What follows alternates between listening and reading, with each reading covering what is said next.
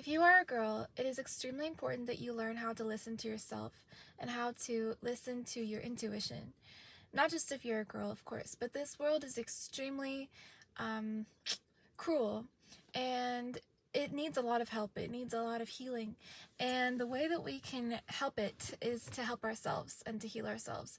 And ultimately, what I've learned about business or purpose or what we should spend our time doing is that we need to be doing what our heart wants us to do. So ultimately, if you've been through something, you have the ability to help other people through it, to guide other people through it. And that is the premise of business. Like, that is the premise of any purpose-led coaching business in general. And like, I want everybody to understand that they have value within themselves. They have the ability to film, to talk about what they've been through, to make videos about their life, to entertain, to story tell, to gain any skill sets they want.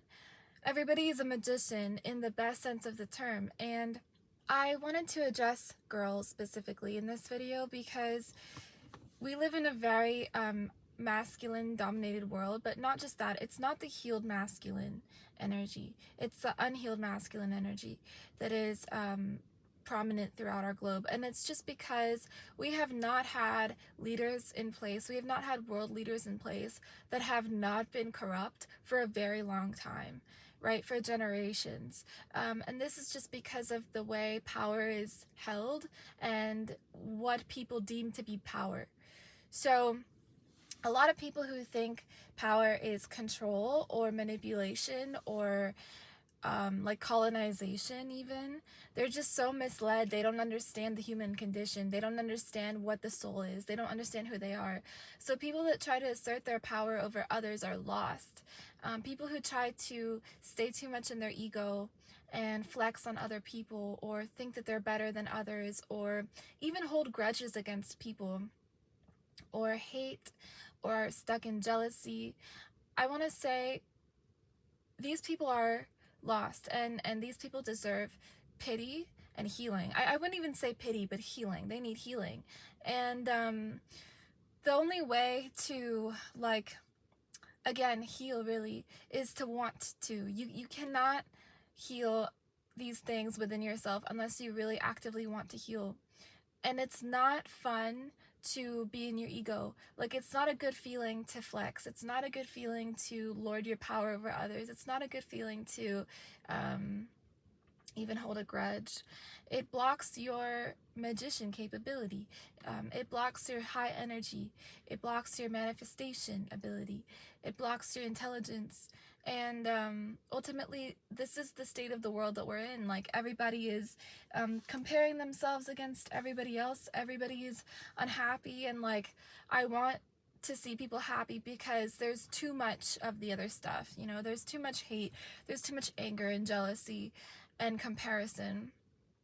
And you know, this is not idealistic. Like, this is the way the world should be. The world should be healed. The world should be operating in its healed feminine and healed masculine energy, and it's not. And the only way, again, for the entire world to heal, for every single person in the globe to heal, is to want it. They have to be alerted to the fact that there is an issue, that there is a problem that has been perpetuated for millennia, and it's generational, and it has to do with just the way society runs due to the economy being the way that it is. We have to work to survive, and this has made human beings very disgruntled and upset with their lives, and they're not to blame. There is no blame to be distributed. I would say even to the people in power that have the ability to cause destruction or calamity, or the opposite, right? People that hold large amounts of wealth. I would say these people, you know, are also going to get what they deserve in the end. So regardless, everything evens out because karma is very fair. Karma is distributed very fairly. It's just Newton's third law of motion. It's action, reaction, cause, and effect. It's not deeper than that. And so whatever thoughts you hold, whatever consistency your soul is, however you live your life and lead your life, that is what is going to come back to you like a boomerang. And it comes back so in such a funny way, in such a comedic way. It comes back so accurately. God doesn't miss a step. God doesn't miss a beat. So I just want to say that if you're somebody that indulges in negativity in any way, just understand that you are slowly killing yourself. You are slowly killing the cells of your body and aging at a more rapid rate. And I would encourage you to understand the connection between thought and emotion and frequency and physical reality, physical creation. Because as soon as you understand how energy works, you're not going to spend your time using it the wrong way. You are going to use it for your upliftment, for your healing, for your growth, and you are going to wish the same for everyone else. So, knowledge is what is lacking. There's a certain knowledge that is lacking from people's minds, and I can see it has been very apparent to me. I have been on both sides of the coin, and so I want people to understand that it is only in their best interest to adopt knowledge that can serve their soul. It is knowledge of the human spirit that is missing from humanity. It is knowledge of life, of the point of human life. It is knowledge of connectivity, of the way energy works. It is knowledge of manifestation that is missing. It is the knowledge of self-preservation and attention and focus that is missing. The value of focus and where our focus should be placed, this is missing from society. So I'll tell you right now where your focus should be placed. Your focus should be placed on efforts that actually propagate growth, positive growth for people, creation, circulating education that is helpful for people. When you want to start a business, think about how you can serve. Think about what you can give. Think about the empire that you are, that you can create. Don't be hungry for money and things that will leave you, because they will. Don't be hungry for it, but accept abundance in all of its forms. Don't stress too much about anything in life, because nothing in life really deserves your stress. What deserves your stress? We're all gonna die. This is a fact. So we might as well just start understanding that and preparing ourselves for it. So how do we prepare for it?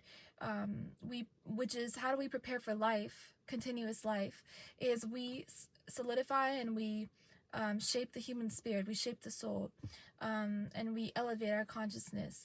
Again, through studying things of importance, spiritual importance, financial importance, through helping other people in various means. If you have the ability to help others, do so without hesitation. For example, you'll notice if you study patterns and if you study how the universe talks to you, that every single time you see a homeless individual, like on the road, they have not been, met with you by any accident. They have not come across your path by accident. And it is your karmic responsibility to give in some way, if you can. If you have a car and if you are driving past them, think about it. Just like understand life from a deeper perspective. You know what I mean?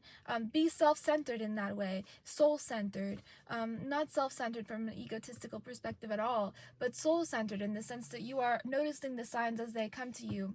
You also understand that God is constantly talking to you and communicating with you. This is imperative. Please tap in to the heart. Please tap into your empathy, because it has always been there. It will always be there as long as you pay attention to it and refine it. And it'll allow for you to be abundant. It'll allow for you to be youthful. It'll cause you to be a fountain of knowledge and beauty, real beauty, which is heart, which is love. So that's what I had for you guys. I love you.